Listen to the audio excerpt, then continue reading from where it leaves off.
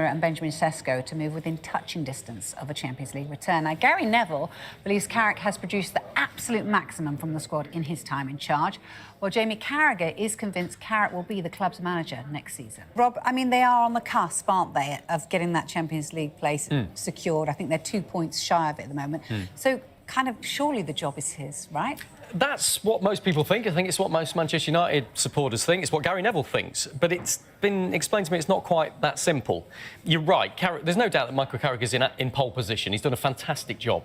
And you say he's on the cusp. He had one mission, which was to come in and achieve Champions League football. He's virtually done that. They're 11 points clear of 6th. Only 12 points left to play for. It'd be a monumental, spectacular collapse from here if they didn't make Champions League football. But it's not just the results. He's galvanised the squad. The players are talking him up. They say they want him to get the job. There's a very positive atmosphere around the training ground. The players love training. He's been great with the media. It's an all-round package from Carrick. He couldn't have done any more. He's done all he possibly can. And if you look at more than the results, he's got a better goals per game ratio than any Manchester United manager since Sir Alex Ferguson. He's got a better points per game record even than Sir Alex, 2.2 per game. Now, all right, it's a small pool of results. It's 15 games in charge. But what's been made clear to me is that Manchester United are not going to rush this decision. The bosses want to make sure they've crossed every T, done their due diligence, done strategic decision-making. Those are the key parameters they're talking about. And there will be a process. They will interview candidates. Michael Carrick will be one of those. They will talk to other people. They haven't done yet. There's been sounding out of some intermediaries, as I understand it, but no formal contact with those other candidates. So they want to be sure that they've done everything right, that they've ticked every box, because this is a really important appointment for Manchester United going forward. So, yes, Carrick, a strong favourite, but not an absolute definite just yet. OK, so say they do talk to others and they talk to a heavyweight candidate. What does that do? Does that muddy the water somewhat? It'll definitely come out, won't it? Yeah. If Manchester United talk to a Carlo Ancelotti, we will know about it. Yeah. That will leak from somewhere. But I think United are pretty comfortable with that, and they expect that to happen when the process starts. That process will begin at the end of the season. Don't expect anything before the end of the season, because United don't want to disrupt what they've got. They've got a massive game against Liverpool, which is a huge game in the English football calendar at the weekend, and they can finish anywhere from 2nd to 6th in the Premier League table. So the United bosses, I think, are saying, well, look, why would we change anything? Why would we make a rush decision now? And we know that the other options they're considering at the moment, or have considered, are big-name heavyweight hitters, as you've just described. Carlo Ancelotti, Thomas Tuchel, Julian Nagelsmann, Luis Enrique. But just at a time when Michael Carrick has done so well, those options have dwindled for Manchester United. Tuchel and Ancelotti have both signed new contracts with their respective nations, Brazil and England. Looks like Luis Enrique is going to sign a new contract with PSG. So in terms of the heavyweight options that United have got... With base 44, a simple sentence becomes... not as many options as they thought they had. That strengthens Michael Carrick even more. And I would just make one other point, that I think United feel they're a little bit damned if they do and damned if they don't here. If they appoint Michael Carrick and things don't go well next season, when they've got many more games to play, they'll have European football, they'll have cup competitions, nothing like this unique season they've had this time. If it doesn't go well, there'll be plenty of pundits out there who'll turn around and say, made the same mistake as they did with Ole Gunnar Solskjaer, nothing's changed. 15-game honeymoon period, did well, give him the job, and look where it's left them. Alternatively, if they appoint Julian Nagelsmann or Luis Enrique, and that doesn't go well, all the pundits will turn around and say, terrible decision by Manchester United. Why didn't they go with the guy who was doing such a good job at the start? So it's a difficult one for them. They want to be sure, I think, United's bosses, that they get this right, and they're not going to leave any stone unturned until they do that. Rob describes it perfectly there. It's damned if you do, damned if you don't, almost, isn't it? Would it be a bigger story if they don't give him the job? I don't think it'd be a bigger story. It's Man United Football Club, but I'd be very surprised with the job he's done now if he didn't get it. But I know conversations probably between the two of them before he got it, what his job was and what his role was, and he will know Michael Carrick. But Rob said they'll speak to other candidates in the summer, but he's ahead of everyone at the moment. Look where he's took them for. They need to appreciate where they were. Under Ruben Amorim, Man United fans were saying how disappointing it was. Their season was finished. They were nowhere near Champions League. What Rob makes is a good point is next season, there's even more pressure on Michael Carrick if he does get the job and Man United, because you've got Champions League football. It's helped him only ever playing one game a week now, because they've been out of all the cup competitions. Next season is going to be more pressure, but they're bringing better players. I think he deserves the job. I think he should be given an opportunity. You know, one name I was going to throw into you, but he's still in the job. But if he didn't have a job, Eddie Howe. Yeah, it'd be a great fit. I think that would make perfect sense.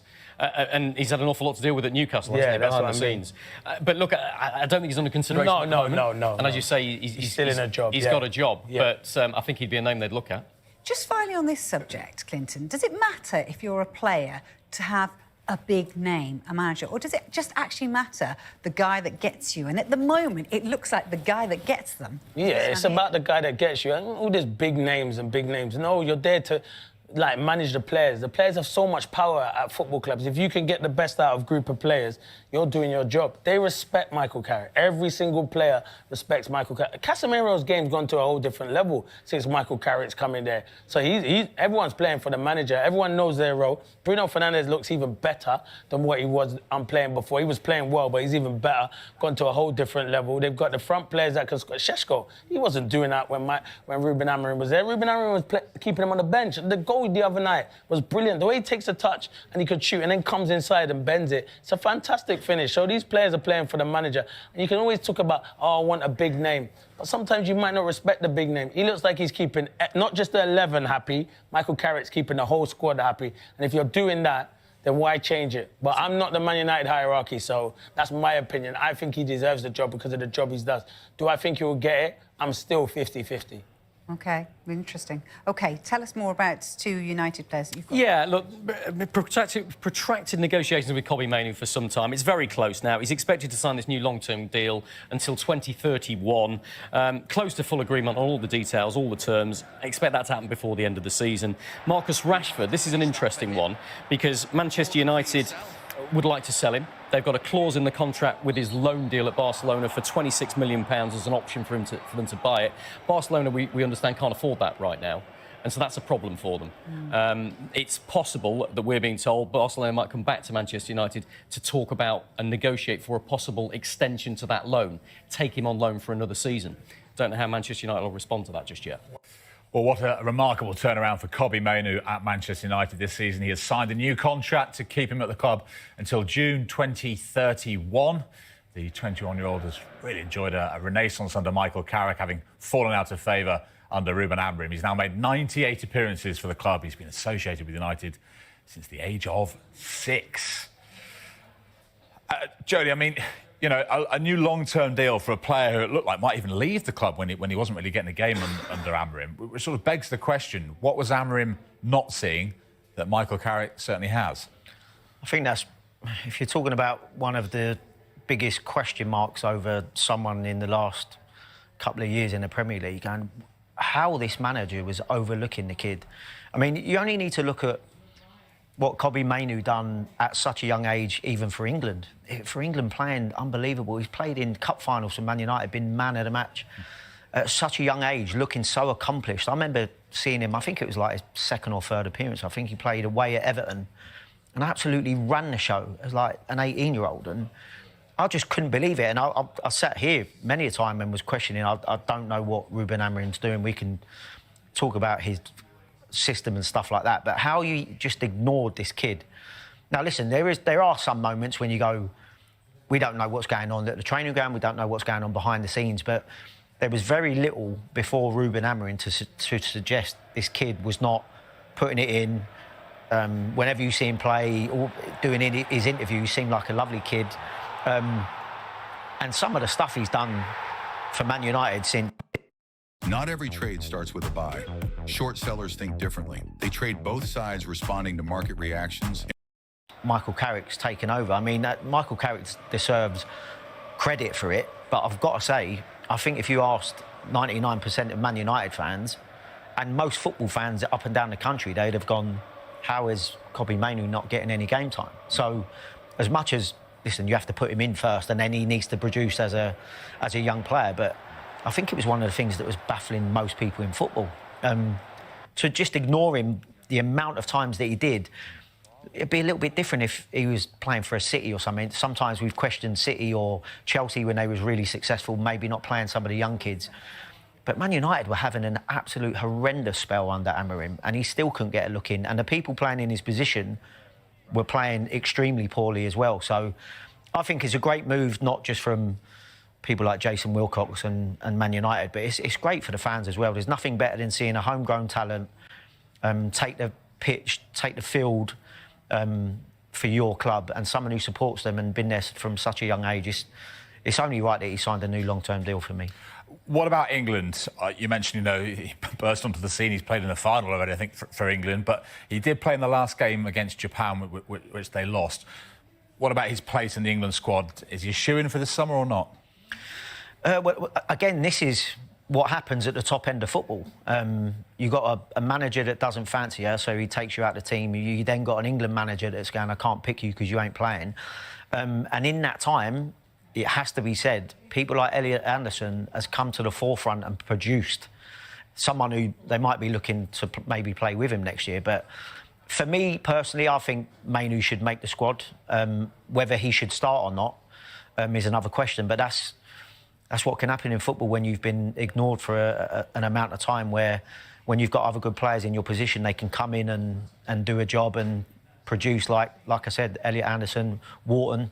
They'll all be vying for a space, but as I said, since Michael Carrick's been in, there's not many that have played better than him for Man United. Yeah, he is certainly staking his claim, isn't he, for a place on the plane this summer. Staying with Manchester United, because we talk about the turnaround for Mainoo. What a turnaround for United, full stop. You go back to 6 months ago, 14th in the Premier League under Ruben Amorim. Now sitting third. 9 wins from their last 13 games. And we sat down with United midfielder Mason Mount, who spoke to us about their resurgence under Carrick, the club's aims for Europe, his own form, and his England ambitions too. You come here in a really good moment as well, in what has been a really positive end to the season at Manchester United. Talk about Michael Carrick, Bruno Fernandes having an incredible season, Casemiro scoring goals, and you're fit and very much a part of it. How do you assess the last few weeks and months, because it was a challenge at the beginning, but certainly this is the Manchester United right now that people recognise and expect to see week in, week out? Yeah, I think we're in a really good spell. It's not been like that throughout the season. There's been up and downs, but I think the kind of character that we've shown, and we always knew there was something there. There's the ability there to kind of really finish the season strong, and obviously Michael coming in, I think he's been brilliant, and we've really been pushing as a team to get where we belong in the league, and that's right at the top. So yeah, it's been amazing, but we just need to finish the season off strong now. You talk about Michael Carrick being really effective. What's he done?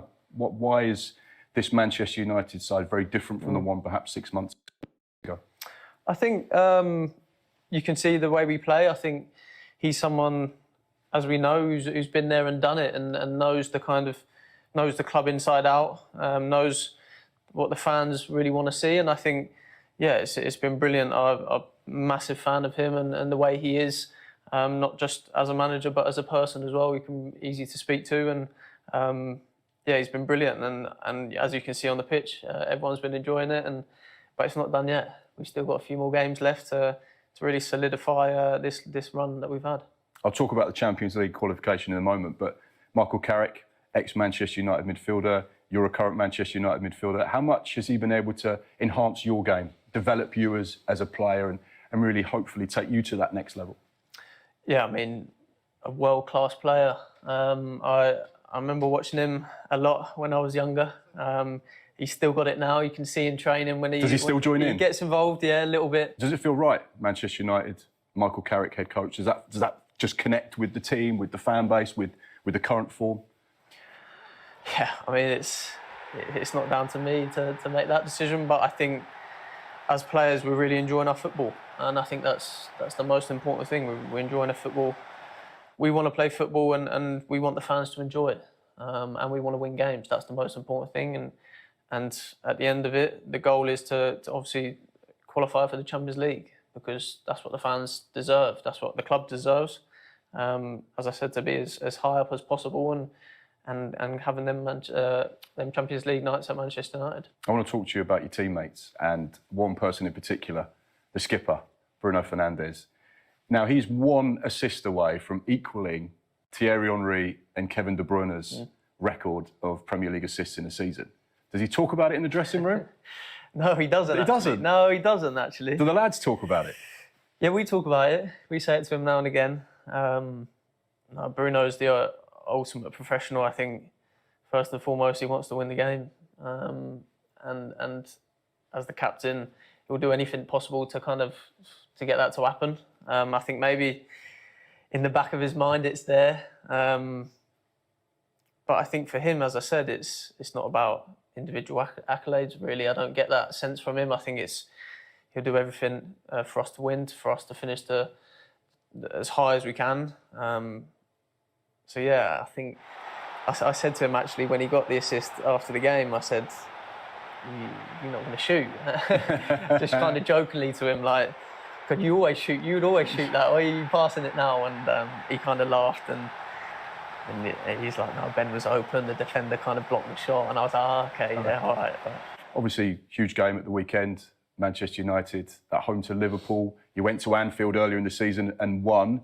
You've been involved in 3 of these big games, United, Liverpool. What are they like? Why are they so separate to perhaps other matches that you faced during the course of a season? They're special. I mean, you can just see the history of the game, what's happened in the past, and the big moments. They really stand out, and I think, the one obviously at Anfield that we played this season, started the game really quick. Brian gets the opening goal, and it's never easy there. The fans get up, and it's never easy to kind of hold the lead or play comfortable against them. I'm sure it'll be the same next game. But we'll be ready. Here we are at St George's Park. I said at the beginning of the interview, 36 caps for England. Hopefully a fair few more to come as well. Yeah. Maybe not this summer. I guess there's 2 parts to the question. That will hurt because you want to be in Thomas Tuchel's World Cup squad. You want to be playing on the biggest stage of all. And those ambitions, I guess, they get fired when you're not involved in squads and you think, no, I want to be back in that setup. I want to play for my country. 100%. Playing for your country is one of the biggest accolades you can have as a footballer. So when you're not in the squad, it hurts. Definitely. I mean, I've had both experiences of going to Euros and obviously a World Cup, and being around that is such a special occasion, and you never take it for granted for 1 second. But as I said, when you're not in the squad and you're watching, it is difficult. But for me, I've been an England player, but I'm an England fan. I grew up watching teams when I was younger, and if I'm not there, we'll be supporting the lads, supporting the manager to go and get the job done. I'll be. We don't know, obviously, this summer, but I'll be ready for next season. As you said, fired up, and I want to get back in. That's definitely a goal of mine to get back into the national team. Got some work to do. What's Mason Mount's one wish between now and when you retire? If we could give you one guarantee, one trophy, one accolade, one thing. It's a tough one, yeah. I'd say the Premier League. Yeah? Yeah. Premier League with Manchester United? Yeah. That's the one wish? The Premier League, yeah. And I think we can do it. That's definitely... I dreamt of that as a kid. I dreamt of winning the Champions League. And, to win the Premier League, a domestic title, not many get to say they've done that. And I think, next season, it could be a possibility if we keep working hard. You never know. I think a few results that didn't go our way this year, and we find ourselves in 3rd position. So I think there's obviously a long way to go and a lot of hard work to do over the off-season and in pre-season. But yeah, that'd be a special goal. Yeah, really interesting chat like with Mark McAdam and Mason Mount. And first of all, Jody, I mean, you know him well. Speaking from a charity day in connection with Make-A-Wish for 11 young football fans who are living with critical illness. And as I say, you know him, I suppose a measure of the man to give his support to such an important cause. He's a great kid, and I say kid just because I keep thinking of him as a young lad at Chelsea, but he's grown into a quality young man. I always knew he was going to be that. He comes from a good stock, like real good family around him, and these sort of things don't surprise me at all. He's always been one of the first ones that would give up his time for your charities and any kids at the training ground and stuff like that. He's always great with them, so it doesn't surprise me one bit. You've spoken to us before about the way his departure from Chelsea to Manchester United played out. He's had bad luck with injuries since he moved to Old Trafford. How sort of disappointed have you been for him for the way it's worked out in the last couple of years? Yeah, really disappointed. And I get asked about Mason quite a lot, obviously, just because of the relationship I had with him. But that's been my biggest disappointment, is just that he's had such a big move from the club that he spent so long at, and then not being able to really showcase what he's capable of because of... You get players that sometimes get injuries early in their career, some that it's spread out over the course of their career, and you can be really unlucky like he was. The minute you get a move and all of a sudden they seem to all come at once. Because he was... One of the good things you liked about him is always available to train, always available to play. Would put in a shift in both of those things as well, every time. So, yeah, all I hope for Mace is that he can stay injury-free to get back to the level that he's capable of performing at, because you simply can't do that when you're on the treatment table. And if he can stay injury-free and he can get more minutes for Manchester United, he talked about his England hopes and his aspirations. Is there still a way back for him with England?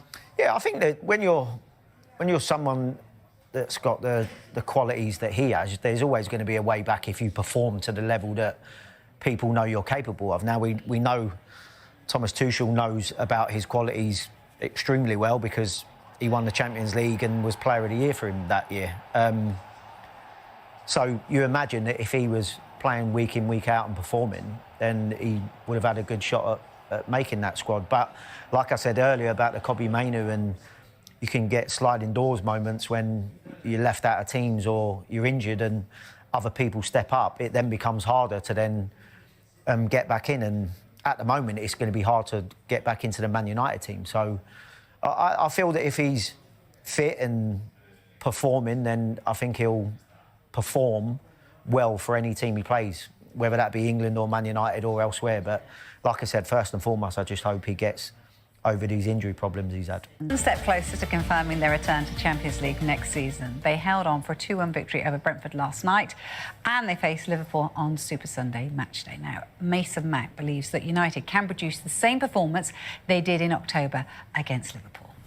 United ahead of what is another big game this weekend. It doesn't get much bigger, really, for United fans, against Liverpool. We know you went to Anfield earlier in the season and won. What's the mentality going into this game this weekend, this Sunday? Do the double over them? Yeah, I think going into it with the same mentality as the last one. It's obviously at home this time, and we've been on a good run recently, so we need to carry that on. 4 games left. Let's finish strong. And you've got a man here to your right-hand side. You've just been up against him. He knows a thing or two about playing Manchester United-Liverpool games, doesn't he? He knows a thing or two, yeah, he does. He does. And the last time you played, Jamie, back in 1999, what is it about this fixture? What is it about the special relationship that these fans share? And it's very unique, isn't it? Yeah, it's the one. I'm not so sure it's special. It's special in a lot of ways. Is when you play in it, it's always the game that you look at the start of the year. What does it determine? And I think if you looked at how the two teams have done this season, I think probably we said Liverpool probably would be the team vying for the title. It hasn't worked out that way this year, but Manchester United have been in a great run. They really have. Great result yesterday against Brentford. Michael Carrick's done a good job. The squad looks really strong. So Sunday's going to be great. I'm always looking forward to that fixture. What's going to happen? You always feel that it's got that little bit of an edge to it, on the pitch, off the pitch. So it's going to be a great occasion. So hard to call. Obviously, Manchester United got the bragging rights early in the season, but we'll be seeing how this one goes. If it's anything like my management today, we're in trouble. So I won't give away too much, but I think I'm getting sacked in the morning. And the prospect of getting into the Champions League as well, it could be a really special campaign that gets Manchester United back to where they want to be, at the top tier of club football, playing in the Champions League, and then maybe next season challenging for the Premier League. Yeah, that's the goal. That was the goal at the beginning of the season, trying to finish as high as we can, and Champions League football is massive for the club, it's massive for the fans for next season. So, yeah, that's what we're striving to do. We're in a good position. We just need to finish off strong now. They certainly do need to finish off strong because it has been going so well. We're going to get to the game against Liverpool, which always quite tasty, in just a moment. But on Mason Mount, it's been quite frustrating, hasn't it, for him at United? Do you feel he can be more influential there? Yeah, he's going to have to be, but he needs to just stay fit. And it's going to be difficult to get into those front three at the moment because if you look at it, I think when everyone's fit, it could be Cunha, could be Mbeumo, it could be Šeško, Ahmed comes in and plays, and he's behind all of them at the moment. I don't think he'll play as a centre midfielder. I think he needs to play in one of them wide areas. But he's a talent. He is a talented individual, and we know he's a talent. We saw the talent at Chelsea. We've seen it in bits at Man United, but I just think he needs to run a game. So next season, I think, hopefully you see the best of Mason Mount. Have a good pre-season and come back fit, and hopefully have a season uninterrupted by injuries, because that's what we think of Mason Mount at Man United so far, is a lot of injuries. He's got huge potential. I think he's a top player, but it's just the injuries at the moment. Do you think he should consider his future? You know, will United consider him available for sale, you know, particularly if they invest in their midfield? So obviously that's heavily reported at the moment. Well. Yeah, but I don't think you want to leave. When you're at a big club, you don't want to leave, because you're at one of the biggest clubs. And he left Chelsea to go to Man United, so he went from one big club to an even bigger club in Man United, who were huge. So yeah, obviously, but you don't want to, no, you never want to leave there. So if he's got a chance to stay there, he wants to fight for his position. But if he's not getting the game time, evidently they might try to move him on. But nah, I feel like he's still got a lot to offer, and they're going to be in loads of more competitions next season as well. So I feel like he will get the game time. It's up to him now. Grab it with both hands. But I still think he has a lot to offer. OK. Yes, Sky Sports' big weekend is headlined by arguably English football's biggest fixture. Manchester United host Liverpool on Super Sunday. And Gary Neville has argued this game is huge for both Michael Carrick and Arne Slot and their futures. To managers and the fans, do you feel this particular game? Yeah, maybe, because it's bragging rights, isn't it? And this is when Man United and Liverpool fans, the fixture list come out. This is the game they're looking forward to. So, yeah, it is both. But even though I still think Arne Slot, Liverpool will finish Champions League, and he'll be there even if they don't win the game on the weekend. But it is a big game for both, because it's the game you're most looking forward to if you're either a Man United fan or a player, or a Liverpool fan or a Liverpool player. So it's a massive one. And Arne Slot will know it's not been a brilliant season for Liverpool. To get the fans, I'm not saying we'll get them totally back on side, but it will help him, you know, if you can beat one of your rivals in Man United. As for Michael Carrick, he's done a brilliant job anyway. We spoke about him earlier, but yeah, if he could beat Liverpool, fans will love him even more. So yeah, it's a big game for both managers. Yeah, to sort of cement their positions. Exactly. You mentioned Arne Slot there, because it is mixed a little bit in that fan base for him at the moment. You know, some people are Arne Slot in, some people want Arne Slot out. How important is it for them to sort of finish the season strongly? They still got Chelsea and Aston Villa to come. Yeah.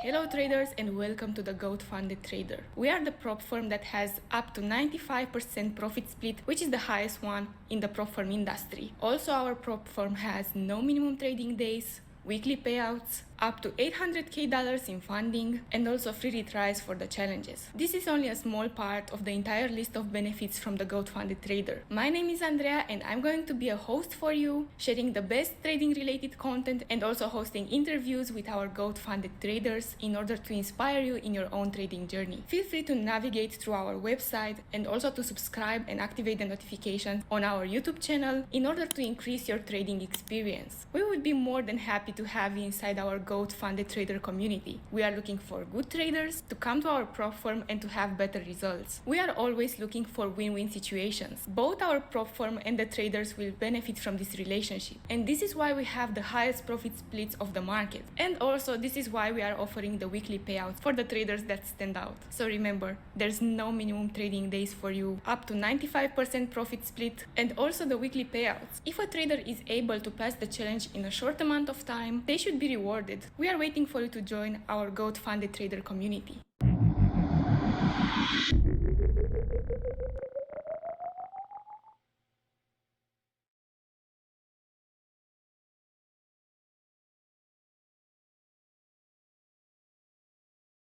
If you're an American and living abroad, the IRS still wants to hear from you every year. I've been Chenzo. I left Wall Street, moved to South America, and built online tax meant specifically for people living this life. Foreign bank accounts, foreign income exclusion, state tax after you moved. Most CPAs don't know this stuff. Our team does it every single day. We've helped thousands of expats in over 93 countries. Book a free consultation at onlinetaxman.com. Let's get your taxes right, no stress, wherever you are.